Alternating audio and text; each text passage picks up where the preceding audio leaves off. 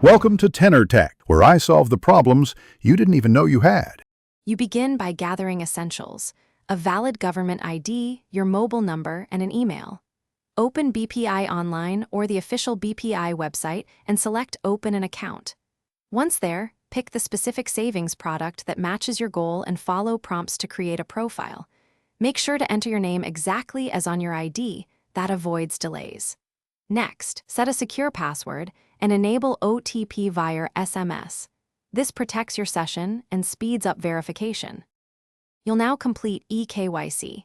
Use the app camera to upload a clear ID photo and a live selfie. Follow on-screen framing guides so verification succeeds. Once verified, fill in personal details, TIN, employment, source of funds, and add a beneficiary if required.